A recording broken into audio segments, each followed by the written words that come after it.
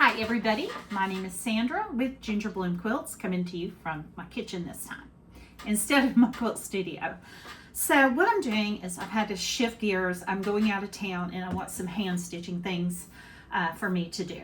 And I have been working on learning wool applique, learning the all these fancy stitches from Sue Spargo, and I've just been, every single night while we're watching TV, I'm stitching something.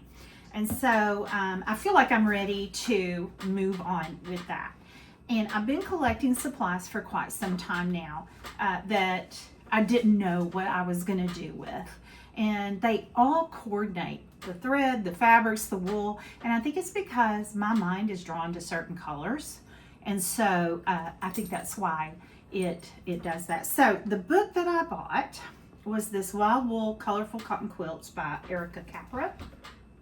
And it has 3 projects that are like 42 by 42.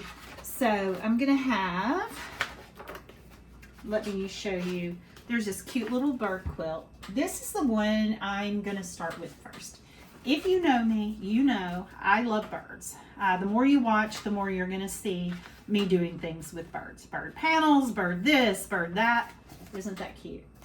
And then I'm going to work on my, let's see, probably the house, which is on the cover. And then there's the cutest little cottage with a kitty cat. I just love that. So I'm going to work on these, but instead of just making wall hangings, I'm making a big quilt out of all of this. I'm not real sure yet how I'm going to do the borders and stuff, but I, again, have found some ideas, and I'm going by someone's pattern, but I'm also winging it and making it my own. And I think a lot of people do that. So this one, we could do cotton and or wool applique, and I'm going to do both. So I have been, like I said, collecting. The first thing I had to make a decision on was my background. And so I decided I was going to use these pieces that I had ordered from Cherrywood. I had this great big idea that I was going to do the story time challenge. I had this vision in my head of me being able to do a scene from Corduroy, the book. It didn't work. I never cut into this material. I never used this thread because I just knew I was going to mess it up, and I just could not get my prototype to work. And so I didn't touch it. So it's been sitting on the shelf for over a year now, waiting on something to do. So I'm going to be using these fabrics as my backgrounds. I have also been collecting wool. I have gotten some greens. I got these greens that I'm going to use for leaves off Etsy. I can leave a link to the ladies' Etsy page where I got those. And then also I've been collecting paint chips. Well, they're called kind of chips out of wool. And some of these are shiny and some of them are kind of tie-dye looking. I thought would look really good for different shading. And I got most of these, I think actually I got all of these at a quilt shop in Northport, New York, and it's called North Shore Quilting. You can go to their website and you can see all kinds of stuff that they don't pay me. I just wanted to let you know where I got these things. It seems like things are, the things that you find, the fabric you find, the thread that you find seem to be kind of a geographical, according to the interests of the people of where they live. And that just so happens we don't have a lot of this available currently without driving. The other thing that the other thing I did, so I worked the Longarm booth at Fort Bernina at the Paducah Quilt Show, and I didn't get to leave the booth very often because it was so busy, very, very busy. Thankfully, it was very busy. And excuse me, I gotta have some tea. I know, I'm Southern. I'm drinking iced tea. Fortunately, it's not too sweet. It's just barely. Anyway. So, I'm working the booth, and the whole time I'm staring at the Wonderfil booth because that was the only booth I could see other than the domestic machines. I was looking over at the Wonderfil. I was watching the ladies make Dorset buttons. I was watching them making eyeglass cases. I met the lady from Astor and Ann, I met a guy from Spain, and a lady from Brazil, and all of that with the Wonderfil. And I just stood there looking at the thread thinking, I like thread, I want more thread. And so by the end of the show, by Saturday, when it died down a lot, I knew exactly what I wanted. I was like, I want that Spargo, I want that, I want that. And so I went and I picked up some Elganza thread. I didn't buy fabric this year. I bought thread. I bought this kind of thread. I bought superior threads. And so I also bought some threads at North Shore Quilting. So I've been collecting for several months now on that thread. And I also have this Storytime thread that matches exactly the fabric. So I did that. Then, you know how things come together? It's like I have bought this stuff for some unknown future project. And then one day it all comes together in an aha, this is what I'm going to use it for. So I had this tilde dot, and I've been saving this for almost a year now because I just didn't know what I wanted to do with it.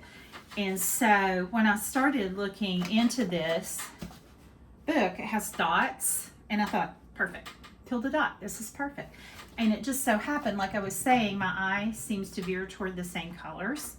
And so like my paint chips, my thread, everything is starting to match. So it was just, okay, this is what I'm gonna do.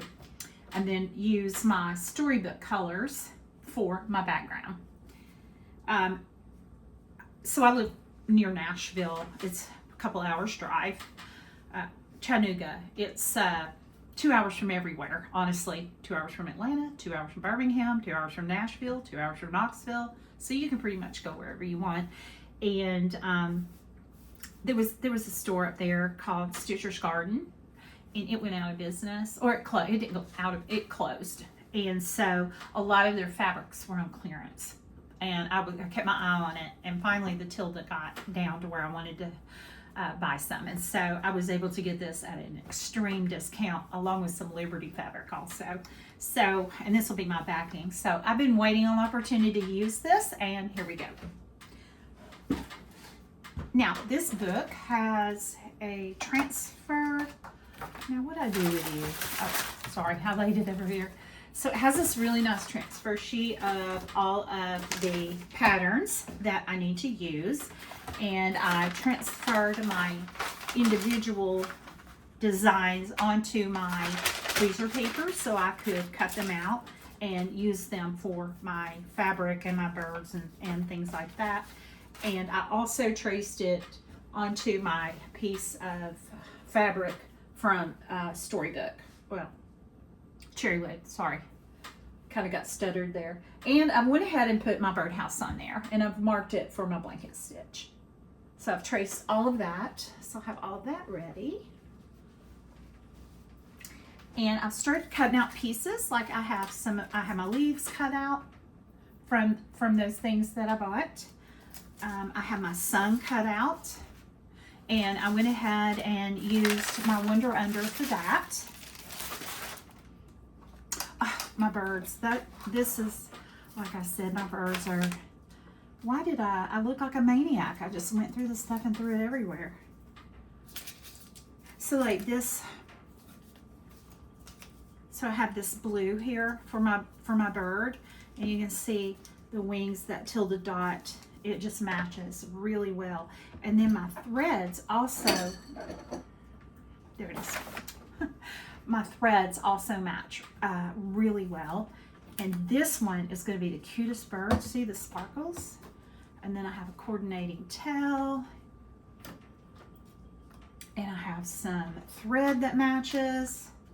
So I'm really all set. I just have a few more of my circles to cut out, where I'll be using stacked cotton and wool. So I'm going to do that. And I have my feet to cut out. And then I'll be ready. I'll be ready to roll. And oh, I've been using this Caterpillar tempered matte glass. I also have my mini glow board under here. If you're interested in needing something that you can cut on, or that you need a light board, go to the Caterpillar website. They have some really nice stuff that I use. You can use my coupon code GingerBloom for 15% off. And so it's nice I can travel with some of this stuff too. So carefully I'm going to put this lid on so I don't jab myself. That would not be good. Oh, and look at this. So what am I going to use to travel with? The first thing, I don't know if I think I posted a picture of this. This is one of the things that I use to practice with. This is my Sue Spargo with just all kinds of practice things. And this was a Wendy Williams. See the little kitty? It's so cute. These are the things I stared at Paducah. And so my neighbor had given me this amazing makeup bag. Look at this thing. So I turned it into a project bag. It's got all these compartments and zippers and little things to put. And look at this. You could hang it somewhere if you wanted to. So I could like hang it on the seat or whatever I needed to do, and it fits all my stuff. I'm very pleased with it. And so I wanted a Yazzie bag, but considering what I've spent, I didn't want to do that. And so I was going to save that for like birthday, Christmas, or something like that. And so my mother-in-law is so good to me. She buys me beautiful shoes and beautiful purses. And so she says, "What do you want for your birthday?" And I'm like, "I want a Yazzie bag." So I sent her the link. She was like, "A Yazzie who?" Because she's not in the quilting world. And so I sent her the link to this, and I got me a green, my favorite color, by the way, Yazzie bag. And I'm going to fill this girl up here with my threads and take it on my trip, so I'll have some hand stitching to do. And that's pretty much it. I've got myself ready to go, and I will have all of this, and I'll update you on my progress. And I will get back to making that bag out of my panel. It's just that I needed to pause that because I'll be going out of town, and I wanted to have all of that stuff ready. But please subscribe to my channel, and I look forward to any kind of comments and help that you can give me on this, because again, I've been practicing. I'm a long armor. I'm a quilter. I haven't done full wool applique on a quilt yet. This will be my first time. Everything has been just practice, and it's just been an accumulation of skills that I'm going to try to put together as one. And I'm going to let you watch my progress so you can see how I'm doing. So please comment. This is new to me. I was in one of my guilds. I have a couple of quilt guilds that I go to, and I also go to a charity sewing group that donates quilts all over the world. And one of the ladies there told me, I can't remember what group it was. One of the ladies told me, we are a collection of tips and tricks. So that's really what YouTube, Instagram, and all of this does, is it kind of connects our worlds so that we can become a unit of tips and tricks. And so tips and tricks on long arms, I can give you. I still take tips and tricks from others. But this is the kind of thing that is new to me, and that I'm learning. So if you have any tips and tricks, would you please comment so I can learn myself? Maybe some things you ran into that you could go ahead and tell me now before I learn by making mistakes, so that we can all be a collection of tips and tricks so that we become better at our art. So please subscribe to my channel, like, share, comment, and I look forward to posting more videos. Thank you so much for joining my channel today and watching my video. You all have a wonderful day.